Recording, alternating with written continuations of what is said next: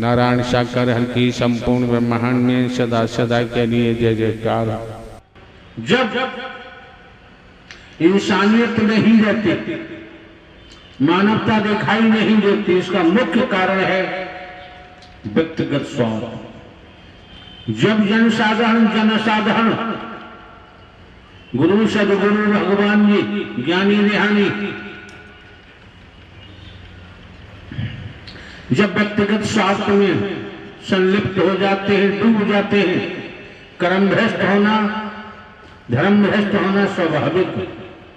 जब ऐसा होने लगता है, कर्म भ्रष्ट होंगे, धर्म भ्रष्ट होंगे, ईमानदारी निष्ठा नहीं होगी, वेदों शास्त्रों पुराणों का अनुसरण हमने नहीं किया, अनुकरण नहीं किया, तो कथाओं को सुनते रहिए। कथाओं के महत्तम को गाने वालों की कमी नहीं। शंकर ब्रह्मा विष्णु राम श्री कृष्ण देवी दुर्गा हनुमान जी समस्त वेद शास्त्रों के कथाओं के महत्तम को सुनो सुनाओ, महत्तम को सुनाने वालों की कमी नहीं, लेकिन उन कथाओं का अनुसरण अनुकरण करना भी नितांत आवश्यक होता है। अगर ऐसा हम नहीं कर पाते हैं तो हम कर्म भ्रष्ट हो गए, धर्म भ्रष्ट हो गए, ईमानदारी निष्ठा नाम की चीज नहीं रही। तो दिमाग में रखिए, जब समस्त संसार रूपी समाज भौतिकतावाद के जुनून में डूबा हुआ है, भेदभाव के जुनून में डूबा हुआ है, काम वासना के जुनून में डूबा हुआ है, झूठ के जुनून में डूबा हुआ है, मैं मेरी में डूबा हुआ है, तो स्पष्ट संकेत मिलने लगते हैं कि अब विनाशकारी लीला प्रारंभ होने वाली है। ब्रह्म की फिर बचाव संभव नहीं होता। ये परमात्मा कोई ककड़ी नहीं है, कोई गाजर नहीं है, कोई मूली नहीं है, न किसी खेत की घास है, न नाले की घास है। समझ सकते हो? शहतूत जानते होंगे आप, शहतूत के वृक्ष पर कभी भी गटर का कीड़ा पहुंच ही नहीं सकता। शहतूत जानते होंगे, अप्रैल के माह में बेहद वृक्ष जो होता है, खाओगे तो बहुत मीठा होता है। शहतूत के वृक्ष पर कभी भी गटर का कीड़ा पहुंच ही नहीं सकता। जिसने धन इकट्ठा करना, संगमरमर लगवाना, जाति पाति का विष घोलना, जो गुरु सदगुरु किसी प्लेटफार्म में कोई हो जो चमड़ी दमड़ी में फंसा हुआ है, वो गटर के कीड़ा से ज्यादा नहीं हो सकता। गटर का कीड़ा कभी शहतूत के वृक्ष पर नहीं पहुंच सकता। और जब वहां नहीं पहुंच सकता गटर का कीड़ा, समझने का प्रयास करिए। और गटर का कीड़ा शहतूत की तरफ चले तो जिंदा रहे, तो पहुंच ही नहीं सकता, पहली बात है। इसी प्रकार तनिक समझे तो ध्यान रखो,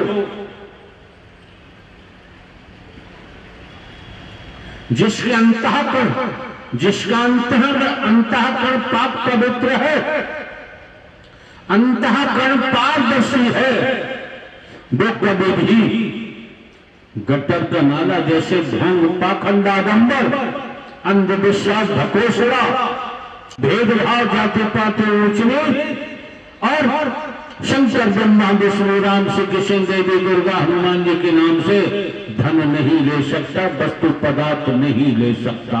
उसे लेने की जरूरत नहीं। वो जानता है मेरे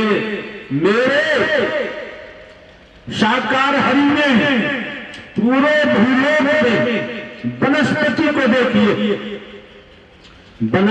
को देखिए, फलों को देखिए, ड्राई फ्रूट देखिए, दूध देखिए, दही देखिए, छाछ देखिए, घी देखिए, तमाम प्रकार के अनाज है। अरे परमात्मा ने हमारे लिए पहले से ही खाने की व्यवस्था की हुई है, बस मेहनत करनी है, सब कुछ मिल जाता है। लेकिन ये सब कुछ पहले से ही दे दिया। माँ के पेट से बाहर जब आए, माता के आंचल में तुरंत दूध दे दिया कि आपके मुंह में दांत नहीं, दूध दे दिया। जब ये दे दिया हरि परमात्मा ने, पेट भरने के लिए, झोपड़ी बनाने के लिए, खेती बाड़ी नौकरी व्यापार करना ही पड़ेगा। सब कुछ तैयार है, केवल मेहनत करनी है। लेकिन जिसलिए नारी का शरीर दिया है वो कार्य करने को तैयार नहीं। रूहानियत के मार्ग की तरफ जाओगे तो स्पष्ट है, रूहानियत के मार्ग पर किसी ढोंग, पाखंड, आडंबर, अंधविश्वास, ढकोसला की जरूरत नहीं। जो करेगा अनंत कालों तक वेद शास्त्र पुराण गवाह साक्षी है। कुत्ता कुतिया गधा घोड़ा गाय भैंस कीड़ा मकोड़ा सांप बिच्छू छिपकली के तनों में अपना भोगनी ही पड़ेगी, निसंदेह। रूहानियत का मार्ग ज्ञान का नहीं, रूहानियत का मार्ग पुस्तकों का नहीं है, न ज्ञान का। खाने पीने को सब दे दिया, मेहनत करो, खेती जमीन वसुंधरा से मिलता है। लेकिन ढोंग, पाखंड, आडंबर, अंधविश्वास, ढकोसला में फंसोगे। आज की दृष्टि को, आज के समय काल परिस्थिति को देखो, समदृष्टि का नाम आता है। कहां एक नूर से सब जग उठता, सभी में एक ही नूर समाया है, न कोई बैरी न बेगाना है। जब सभी में एक ही नूर है तो छुआछूत क्यों? जब सभी में एक ही नूर है तो छोटा बड़ा क्यों? जब सभी में एक ही नूर है तो दुश्मनी कहां? नहीं है। लेकिन ये व्यक्तिगत स्वार्थ में डूब जाने के कारण है। कोई ये छूता नहीं। दूसरे पद और धन पाने के लिए भाई भाई का बैरी। व्यक्तिगत स्वार्थ के कारण दूरियां बढ़ती जा रही हैं, दूरियां बढ़ती जा रही हैं। जैसे एक बार दूध फट गया, किन्हीं कारणों से दूध फटने के बाद उस समय आप छाछ नहीं निकाल सकते, मक्खन लौनी नहीं निकाल सकते, दही नहीं बना सकते, घी नहीं निकाल सकते। जितने तत्व उसमें थे, छाछ के, दही के, मक्खन के, घी के, सब तत्व मौजूद थे उस दूध में। और दूध फटने के बाद न आप दही निकाल सकते, न आप लौनी निकाल सकते, न आप घी निकाल सकते, न छाछ बन सकता। इसी तरह से ये बेकारों में फंसकर हमने अपने जीवन में स्वार्थ के कारण अपने जीवन को फाड़ दिया, और फटे होने के कारण अब न हम मानव बन पाएंगे, न मानव बन सकते, न हम इंसान बन सकते, न संत बन सकते। गुरु बन रहे हैं, सदगुरु बन रहे हैं, कलगी अवतार बन रहे हैं, माया नगरी बसा रहे हैं, संगमरमर के महल बना रहे हैं। वहां तुम लोग पहुंच नहीं सकते। बता दे रहे आप, पता चल गया धक्के मार के निकाल दिया जाएगा। क्यों? तुम्हारे पास 10 लाख, 5 लाख, 20 लाख देने को है नहीं। तुम ऐसी पंडाल नहीं बना सकते, तुम्हारी औकात नहीं। कि ये बता, हमारी औकात नहीं कि ऐसे पंडाल धन से बनता है। आप आलीशान सोफे सेट पे नहीं बैठ सकते, आप लगा नहीं सकते आलीशान सोफा सेट। देसी घी के व्यंजना बना नहीं सकते। एक एक पंडाल में करोड़, एक एक करोड़ रुपया खर्च होता, ज्यादा होता है। क्यों? हम जिन विभागों से आए हमको पता है, जानकारी है, हमारे द्वारा सब देखा हुआ। हरि परमात्मा की कितनी मेहर है आप लोगों तक। अगर संस्कार न होते तो आप आना नामुमकिन था, संभव नहीं था। संस्कारों के कारण आपका आगमन इस मानव मंगल मिलन से ब्रह्मण समागम में हुआ। जब संस्कारों के कारण आए हो तो हरि परमात्मा कहां से दे रहे हैं? आपको ऊर्जा दे रहे हैं, आपको ऊर्जावान बना रहे हैं, जिससे दुनिया में रहकर आप अपनी पहचान बना सके। आज भी जग भ्रमित हो गए, आज भी भटक गए, तो श्रीमान जी अंधे आए अंधे ही चले जाएंगे। क्यों? ये शरीर का अंत का किसी को पता नहीं, अंतिम सांस आए अथवा नहीं। ये मौका मिला है, इसे समझने का प्रयास करो। हम तो आपको गैर की बात बता सकते हैं, अंतरिक्ष की बात बता सकते हैं, लेकिन हम जोशी नहीं बनना चाहते और तमाम ऐसी बातें पसंद हम नहीं करते, क्योंकि हमको पता है आप लोग आते हैं, आपके इस मानव मंगल मिलन सद्भावना समागम में आने से, हरिकर पर आने से आपके दुखों कष्टों का निवारण होता है, आपको खुशियां मिलती हैं, आनंद मिलता है। और यहाँ एक पैसा ढेला रुपया किसी से लिया नहीं जाता, यहाँ कोई टोटा का कोई गंदा ताबी टोटा टोक किया नहीं जाता। आने जाने से ही आपके साथ रोगों का अंत हो जाता है, तो आप लोग यहाँ खड़े होकर बताते हैं। दुखों कष्टों का निवारण होता है, असाध्य रोगों का भी अंत हो जाता है, और तनिक चल पड़े बचन मानकर तो नौकरियां भी मिल रही है, परिवार में भी शांति है। अगर शांति मिल गई तो सब कुछ मिल गया, जीवन यापन के लिए तो कुछ करना ही पड़ेगा। ये भी ध्यान रखे,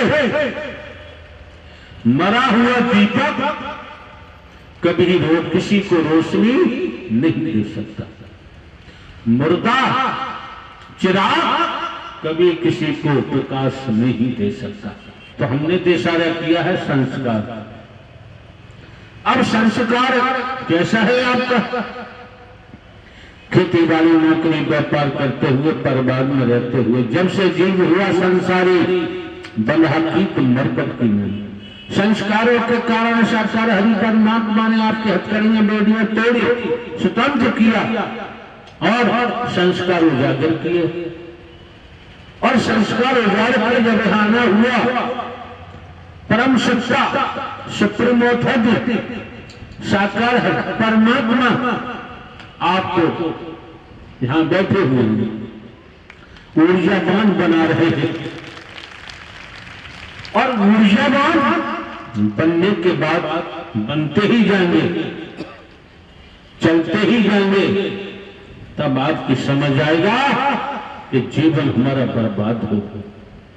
अगर बहुत पहले ही ये सदमार्ग मिल जाता, जहां जहां नहीं पाखंड नहीं, आडंबर नहीं, अंधविश्वास नहीं, जहां हिंदू मुस्लिम सिख ईसाई ब्राह्मण क्षत्रिय वैश्य का एक कतरा नहीं, समाज संसार रूपी समाज में ईश्वर अंश जीव अविनाशी। हिंदी की जुबान भगवान बोलती है, पंजाबी की जुबान रब बोलती है, उर्दू की जुबान अल्लाह खुदा बोलती है, अंग्रेजी की जुबान गॉड बोलती है। ये जुबानें बोलती है ब्रह्मांड के महानायक अस्तित्व के स्वामी, न जिनका जन्म होता है न कभी मरते हैं, हमेशा सामधाम रहते हैं, विराट सम्राट है, एक थे एक है एक ही रहेंगे। अपनी अपनी जुबानों से कौन किस रूप में क्या नाम लेता है, ये जुबानें जुदा जुदा हो सकती हैं, भिन्न भिन्न हो सकती हैं। जुबानों से परमात्मा न कभी बदला था, न बदल रहा है, न ही बदलने का कोई चांस है। और आपको सीधे सीधे हाईवे मिल गया सदमार्ग का, और चलना न चलना आपका अपना काम है, क्योंकि जिस दिन कर्मों से संस्कार बनता है, जिस दिन संस्कार पूरा होगा उसी दिन उसी समय शरीर की मृत्यु निश्चित है, फिर भवन में कोई बचा नहीं सकता। ये भी दिमाग में रखो। ये आज के वक्त में जनसाधारण सभी अपनी अपनी लीला दिखा रहे हैं। कोई ऐसा नहीं जो अपनी लीला दिखाने के लिए तत्पर न हो, सब लीला दिखा रहे हैं। लेकिन हरि परमात्मा ने तो ब्रह्मांड की रचना कर दी है, अद्भुत लीला है, इसे समझना किसी के बस की बात नहीं। जो ढोंग पाखंडाडंबर अंधविश्वास ढकोसला में परिपूर्ण है वही लीला दिखाते हैं। भला इंसान कभी किसी को कोई लीला दिखाने को तत्पर नहीं होगा। वो गिरे हुए को उठाने का प्रयास करेगा, जिसको जख्म लगा हुआ है उसकी मरहम पट्टी कराएगा, रो रहा है उसके आंसू पहुंचेगा, किसी की झोपड़ी नष्ट जलाने का प्रयास नहीं करेगा, झोपड़ी बनाने का प्रयास करेगा। इस भूमंडल में जो भी रचना है, चाहे वनस्पति है, नेचर है, प्रकृति, जो भी शरीरधारी है, जिस स्तर पर है, जो कर सकता है, उनके प्रति निःशुल्क निस्वार्थ सेवा करेगा, बदले में और कोई चाहना नहीं रख सकता। जब कोई चाहना नहीं, कोई स्वार्थ नहीं, वही कर्म आपका पूजा बनता जाएगा, फिर अलग से पूजा करने की जरूरत नहीं। तो कितनी बड़ी मेहर की है, क्या इशारा कहता है वेद शास्त्र पुराण, दीन बंद दीनानाथ, दीन बंद दीनानाथ जो ब्रह्मांड के कुल मालिक है, हरि दीन बंद दीनानाथ बनकर आपके सम्मुख आए और आप पर मेहर बरसा रहे हैं, अमृत बरसा रहे हैं, माला माल कर रहे हैं, धनवान बना रहे हैं, और फिर भी तुम्हारी अकल विस्मृति को प्राप्त हो जाए तो भूमंडल में ब्रह्मांड में कोई आपको बचा नहीं सकता। क्यों? अगर कोई वास्तव में संत है, भक्त है और वो फुल पावर है, उसे पता है मैं इससे झगड़ा करूंगा, विजय मेरी होगी, और वो कितना ही दुर्व्यवहार करे, कितना ही कुछ भी करे, और वो बर्दाश्त कर लेता है, तो उसे संत कहा जा सकता है, भक्त कहा जा सकता है। क्यों? पावर तो है, लेकिन फिर भी झगड़ा करने को तैयार, और ऐसा आदमी उसे एक चांटे में बैठा देगा। कहने का भाव, कहने का तात्पर्य है, हम आपको कार्य नहीं बना रहे, आज तक हमने किसी को कार्य नहीं बनाया है। कार्य बनाना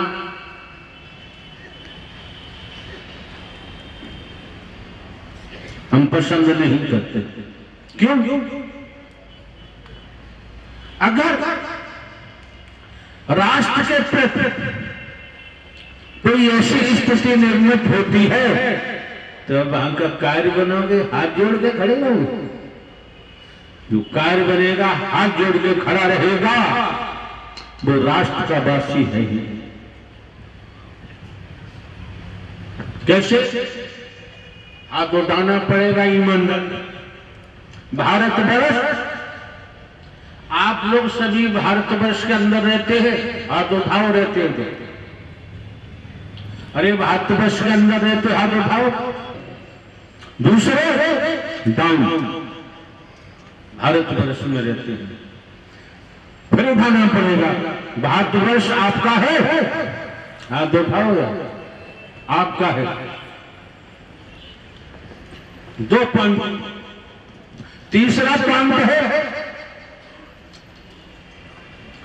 जब आपने माना कि हम भारतवर्ष में रहते हैं, भारतवर्ष हमारा देश है, आपने माना, यही तो माना। अब आप अपने अपने परिवारों में रहते हो, जिसे कहते हैं अपना घर, अपने घर में रहते हो, और घर में जितने सदस्य हैं, माता पिता, पति पत्नी, बेटा बेटी, भाई बहन, चाचा ताऊ, जो भी परिवार में सदस्य, तो वो तुम्हारा घर है।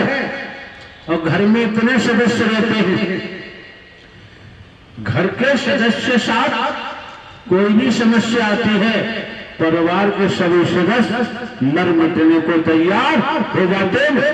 आप उठाओ, हो जाते।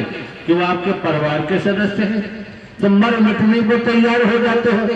अगर कोई बीमार पड़ गया तो डार गाड़ी में बड़े बड़े शहरों को ले जाते हैं, कितना ही धन खर्च हो जाए, जमीन बिक जाए, कि वो आपके परिवार के सदस्य हैं, उनके लिए आप कुछ भी करने को तैयार हैं। परिवार का कोई सदस्य भूखा नहीं। अगर परिवार का सदस्य कोई भी भोजन नहीं करता तो सभी सदस्य पूछते हैं कि उसने भोजन नहीं किया, बुलाओ। नहीं आया तो उसके बेडरूम में थाली लेके जाते, वही भोजन क्यों नहीं भोजन करो। फिर भी वो बनाता है, अपने हाथ से तोड़कर रोटी गिलास उसके मुंह में लगाते हैं, भोजन करो। मैं जब ही उठ के जाऊंगा जब तुम भोजन कर लोगे थाली से। ऐसा होता नहीं होता। बच्चा बूढ़ा जवान माता पिता पति पत्नी को ही ऐसा होता है। तो घर है आपका, और घर के जितने भी परिवार के सदस्य वो आपके घर के हैं। अगर जो भी राष्ट्र में रहते हैं और समस्त राष्ट्रवासी ये समझ और माने चले कि पूरा राष्ट्र हमारा घर है, जब घर है तो पूरा राष्ट्र तुम्हारा परिवार है, ये बात अपने मन में बैठा ले तो सोच लीजिए फिर कोई दंगा नहीं होगा, फिर कोई फसाद नहीं होगी, फिर कोई बलवा नहीं होगा। आपके परिवार में कोई हिंदू मुस्लिम सिख ईसाई ब्राह्मण क्षत्रिय वैश्य नहीं है। पूरे राष्ट्र में कोई हिंदू मुस्लिम सिख ईसाई ब्राह्मण क्षत्रिय वैश्य नहीं है। फिर पूरा राष्ट्र तुम्हारा घर है और पूरे राष्ट्र में रहने वाले तुम्हारे परिजन हैं, तुम्हारे परिवार के हैं। सारी समस्याएं खत्म हो जाएंगी। अब समस्त संसार रूपी समाज में ऐसी स्थिति निर्मित हो जाए, समस्त संसार रूपी समाज एक राष्ट्र है और इसको अपना घर माने और सबको अपना परिवार का सदस्य, कोई युद्ध कभी नहीं हो सकता, युद्ध का कोई चांस नहीं हो सकता। कि सभी परिवार की तरह घर की तरह रहे तो अनाप शनाप जो धनराशि रक्षा के लिए खर्च की जाती है, अग्न्यास्त्र के लिए खर्च की जाती है, अस्त्रों के लिए खर्च की जाती है, बहुत पर खर्च की जाती है, वो बंद होकर और समस्त संसार रूपी समाज के लोगों को काम आएगा। इतनी जल्दी विकास होगा, इतनी जल्दी तरक्की होगी, क्योंकि समस्त संसार रूपी समाज एक घर है, एक परिवार है। वहां पर प्रेम ही प्रेम बरसेगा, निस्वार्थ, फिर नफरत नाम की कोई चीज। लेकिन ऐसा हो नहीं सकता, ऐसा होना संभव नहीं। क्यों? ग्रहण इतना गहरा हो चुका है। सर्वप्रथम समझो जरा, आपने 1 किलो मोम की मोमबत्ती बनवाई और उस 1 किलो मोम की मोमबत्ती, और मोमबत्ती जरा उंगली से मोटी होती है, कोई ज्यादा मोटी होती है, उसके अंदर धागा पड़ा होता है।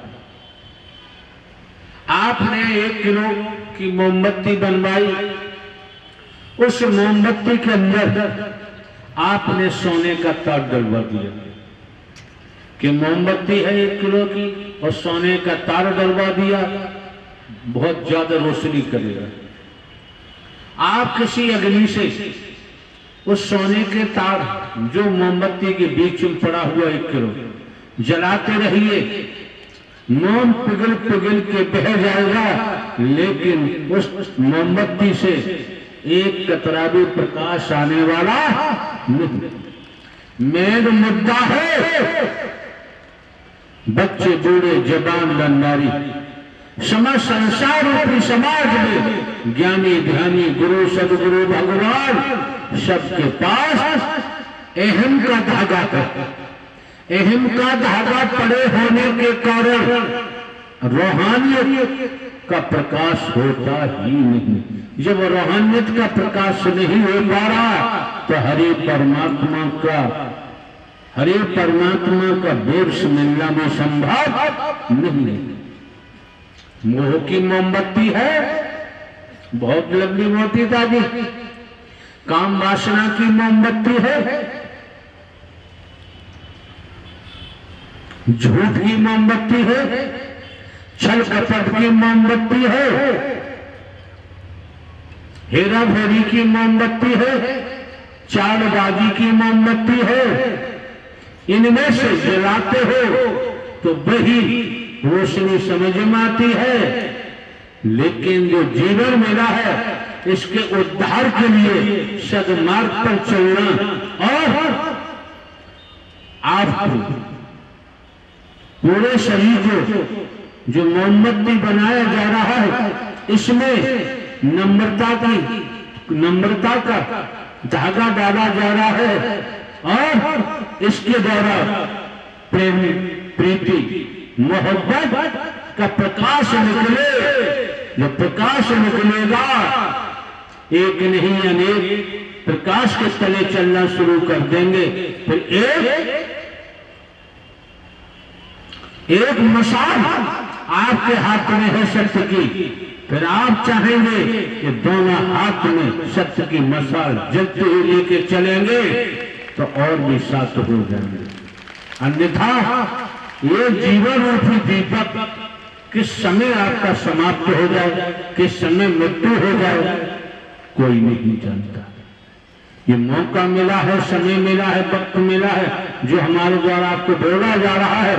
किसी का सुनाया नहीं, किसी के शब्द हम चुराते नहीं, किसी कागजों के लिखे लिखाए नहीं, जो आपको बताया जा रहा है साधारण भाषा में जानकारी दी जा रही है। हम समझते हैं इसका महत्व कोई बड़ा ही समझ पाएगा, हर कोई नहीं। चलो जो समझे वही काफी है, लेकिन हम कंजूसी नहीं करते। तो हमने पूर्व में भी कहा है हमारे यहाँ बोलने की जरूरत नहीं। क्यों? हमने पूर्व में भी आप आने वाले महापुरुषों को बताया है हम कोई साधु नहीं हैं, हम महात्मा नहीं हैं, हम संत नहीं हैं, हम बाबा साबा नहीं हैं, हम गुरु सदगुरु नहीं हैं। क्लियर कहा है, हम कथावाचक नहीं हैं, हम उपदेशक नहीं हैं, हम आपको प्रवचन देने नहीं आए, हम आपको भाषण देने नहीं आए हैं। स्पष्ट हमने आप लोगों को बताया है। केवल हरकारा चौकीदार बनकर निःशुल्क निस्वार्थ भेदभाव रहित एक आवाज दी है, आवाज देते आए हैं जागो जागते रहो। इतनी बात न पकड़ी तो मत आना। सावधानी संयम सतर्कता है तो आनंद में आयो, आनंद में घर जाओगे। और यहाँ जो आपने सत्य का धन कमाया है इससे ही आपकी बरकत होगी, इसी से आपको उन्नति तक की विकास होगा। क्यों?